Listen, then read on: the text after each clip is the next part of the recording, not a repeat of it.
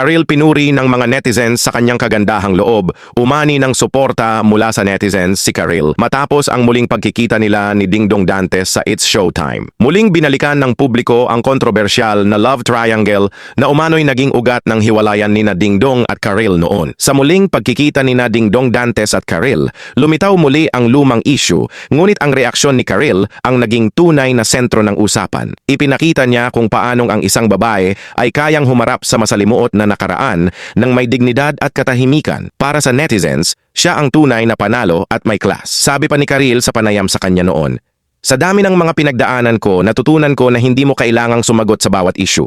Basta alam mong payapa ang konsensya mo, okay ka na."